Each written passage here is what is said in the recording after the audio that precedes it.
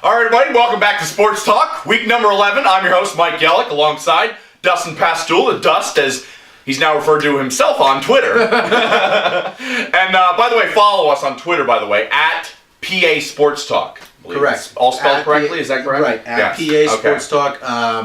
Sorry for the delay last week. I was in Texas with my girlfriend, but we are back now, and there will be no weeks where we are not on from here on out. So, praying.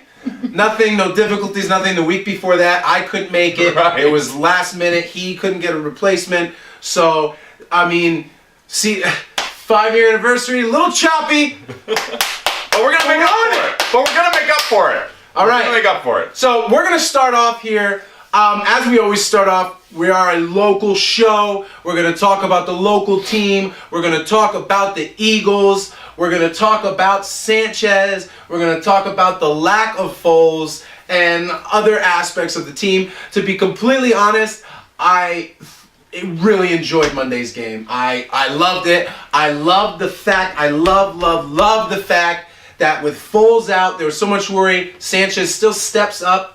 Okay, plays a pretty good game. I mean, you know, I was one of the doubters that when Sanchez came in, like, he's not going to do anything. Yeah. But I mean, listen. Here's the thing. I was getting back from Austin, Texas. I was on a plane, and I could have the option of buying to watch the football game for $8. It was the best $8 I ever spent on a plane because I watched that game and I watched a team dominate. Granted, a bad team, but I watched a great team or good team look like a great team and dominate like they should, like they really should dominate a bad team. And I think the Panthers are just that. They're in the bottom 5 to 10 in the league. And I mean, what was it? The first 3 minutes of the first minute of the game, we saw points. It was like 4 minutes in, and it was 10-0. Williams fumbling, and then Cam Newton first pass throwing an interception. I mean, unbelievable. And I think Cam Newton looked injured. And let me just say this: I watched an offense get just absolutely lifted by the play in Mark Sanchez. And that's the thing. I think what I watched on Monday night, I watched a quarterback that was much smoother and much more confident than Nick Foles, and his throwing was much more confident than Nick Foles. You know, so that's a very good point, to be completely honest. I noticed that over the first half of this season that, you know, Nick Foles, while he's still able to pull the cat out of the bag, but, like, it just didn't seem like he was fully confident in himself. Yeah. And, you know, and this is where your veteran quarterback is able to shine. When they are a backup on a team, they're on their last leg, they really have something to prove. And the best thing about it is in Mark Sanchez's case, he has something to prove and nothing to lose. Yeah. So the cards are all in his favor right now. And how about this? I don't know if you saw that on Monday Night Football. They had this graph, and was the Jets starting quarterback and the Eagles starting quarterback. And they had Mark Sanchez replaced by Geno Smith, replaced by Michael Vick. Michael Vick replaced by Nick Foles, who was replaced by Mark Sanchez. So it's like, all of that. It did kind of like it went like this. And now we have the Jets starting quarterback starting for the Eagles, and the Eagles starting quarterback last year starting for the Jets. It's all over the place. I think topsy-turvy. Honestly, I mean, Nick Foles last year played 7 games and looked great. He played 8 games this year and looked not so great. So, it was last year a mirage? I don't know. It easily could have been. But all I know is this. Mark Sanchez right now, to this day, while Nick Foles is still injured, if he wins, which I don't think they're going to win this Sunday, and that's already, I have them 12-4 this year.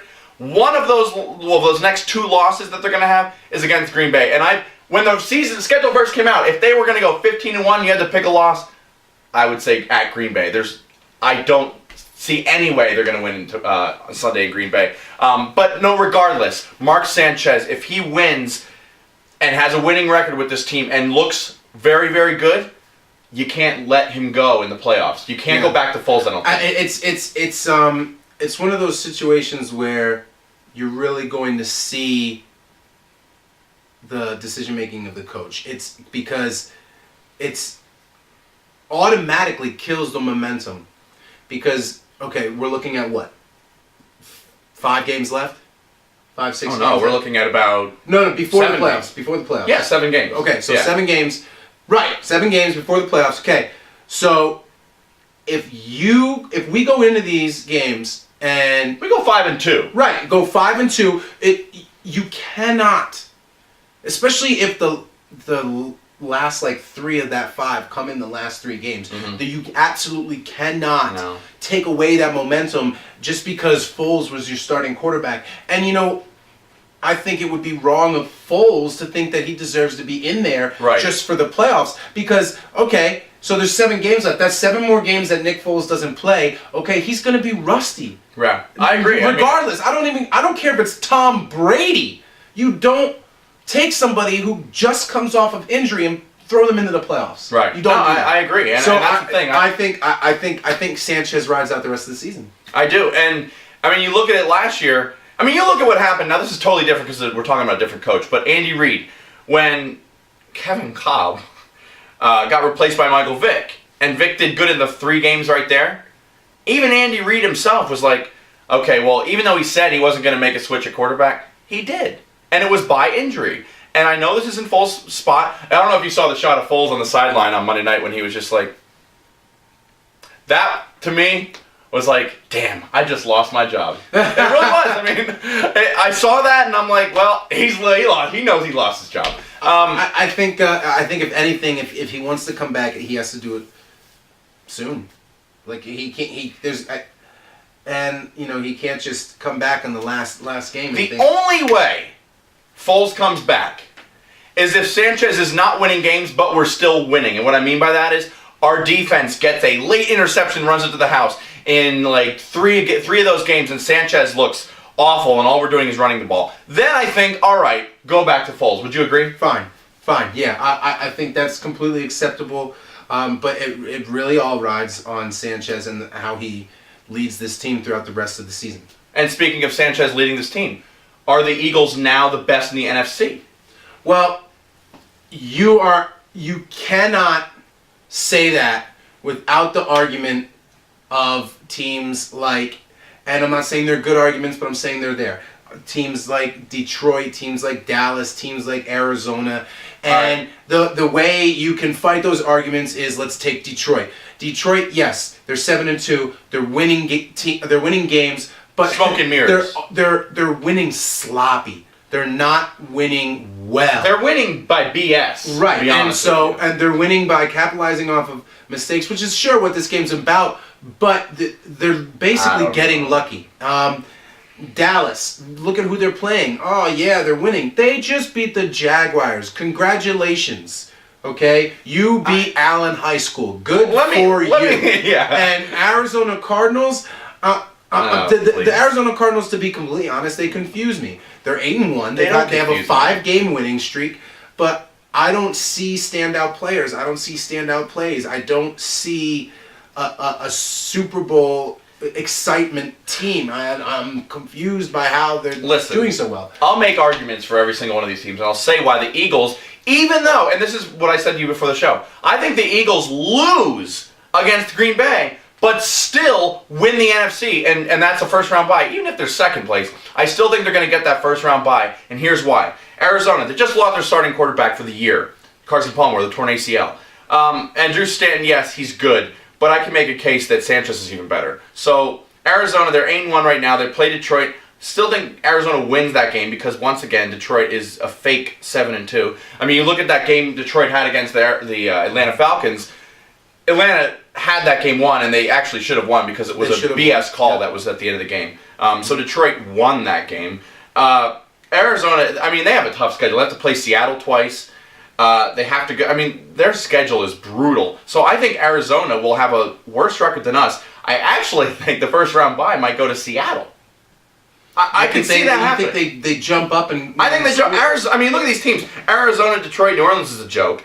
Dallas 7-3. I think their schedule's tougher than it was at the beginning of the season. They play the Colts, they play the Eagles twice, they play the Giants again. Those aren't exactly wins right there, and it is November, December, and you know what happens to the Cowboys then. Of course. And then you see San Francisco here, 5-4. It's their cowgirl transformation. Right. Yeah. And then you see the San Francisco 49ers here at 5-4. Green Bay 6-3. They would be the other team that I would say would be possibly getting a first round bye along with Seattle and the Eagles. And then Minnesota 4-5. They're a joke. But and that's going to lead me into my next thing. But let me see if you have anything to say about those records. Then I want to go into a rant that I have to do with New Orleans. But we'll get to that. Right. So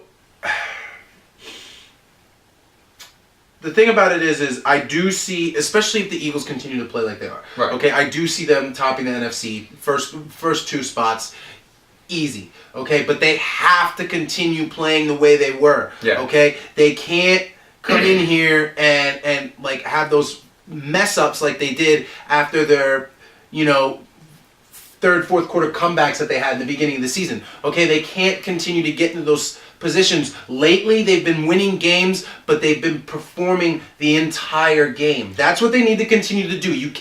They cannot fall back into that, we're going to play like a high school team in the first half, No. but then play like Super Bowl champs the You second realize half. they're 2 yards away from being 9-0. I understand that, but it's too risky.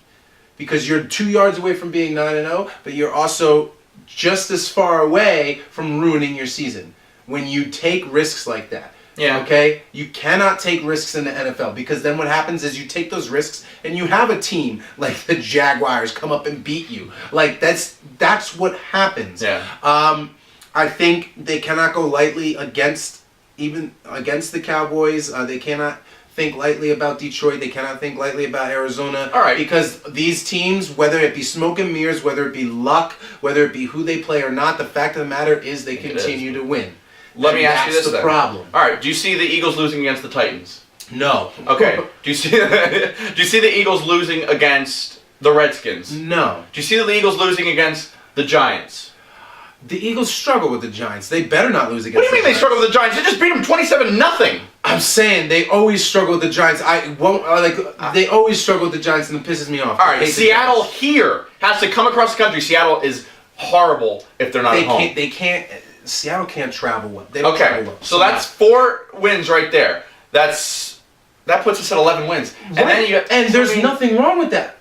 But see where they're placed now. They're like if you They're look third. If you look at the NFC, I believe they're actually fourth. No, they're third. Arizona, Detroit, Eagles, and then that nonsense with New Orleans. But No. I'm talking about if you go on like NFL.com and you go and you look at conference rankings, Yeah, they're the third. teams in the NFL. oh, in the NFL, I'm talking about I don't care about the AFC. In the NFC, Oh, the yeah. ranking of the teams. They're third. Okay, and They're New third. Orleans is not fourth. Well, no, but So, they're in the chart. But what I'm trying to say is, okay, so third. but you look, they're 7-2. But See, there's third, no other. I understand that, but they are third. Yeah. So yeah, they continue to win, but if the other teams continue to win, they don't advance anywhere.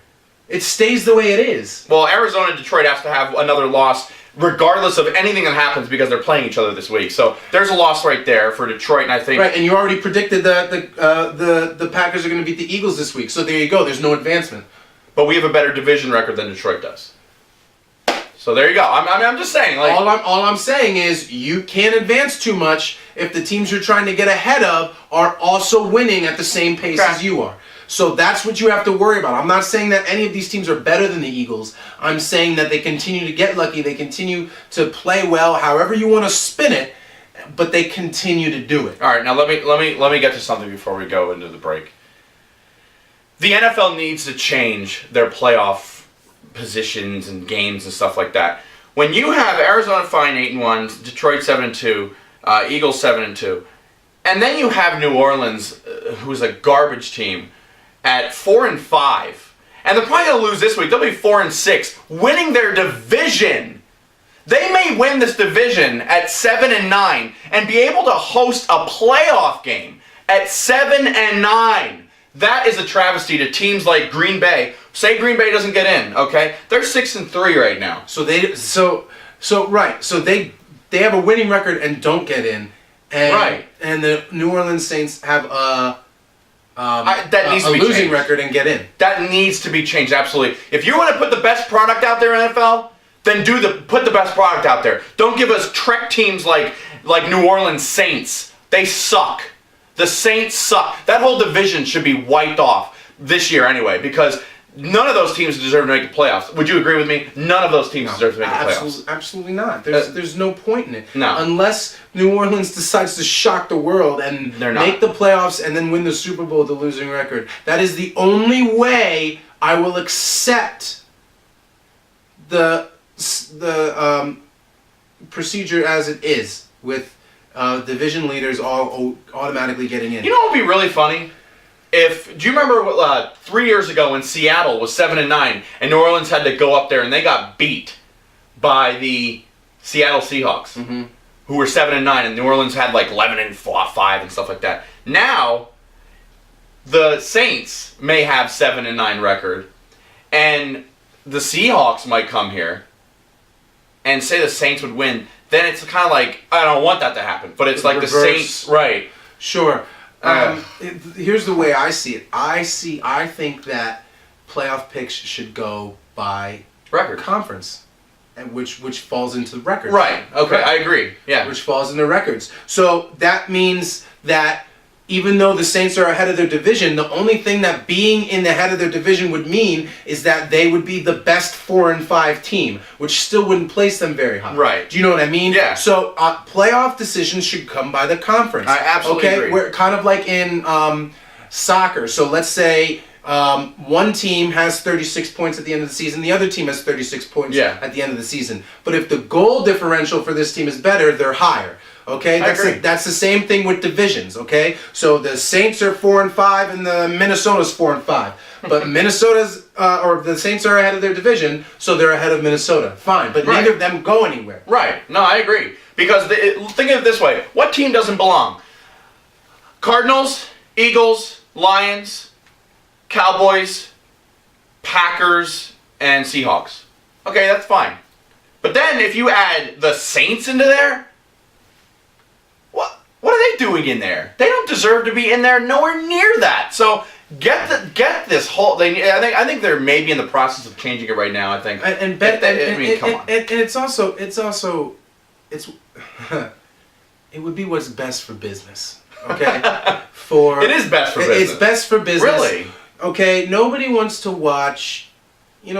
For example, the Cowboys and the Jaguars. Okay, they played in London. That's cool, but after the first quarter, I'm shutting it off. Yeah. Because it's the Jaguars who are 1-8 versus the Cowboys who are 7-3. Like, I don't care. Like, now, give me a team that's 7-3 versus another team that's 7-3. Right. That's what I want to see. If you're gonna give me, let's say, Seattle at New Orleans Saints, I don't want to see that because I already know Seattle's going to win that. Right. I don't If care. you want to give me Seattle at Green Bay. Yes, I would love that. 6-3. And how about maybe maybe the Packers at the Eagles, because the Eagles are probably going to lose that game. Now it's revenge, and the Packers come here, and the Eagles could be. Those are much more intriguing matchups than the Saints being in anything this year. So really, it needs to be changed. The whole playoff picture needs to be changed because a losing team should not be making the playoffs and hosting a playoff game. That's all I'm going to say about that. It's completely true. I do have to agree with you. Will these changes be made? Probably not. Not to this be year, honest. but at least not this year. But I mean, they should be. Within the next couple of years, if stuff like this keeps happening, maybe. But I mean, right now, I don't really think that's their focal point. They need to learn how to deal with the players and everything else that's going on in the NFL anyway. They're already getting enough bad business as it is. So when we come back, week number 11 predictions right here on Sports Talk.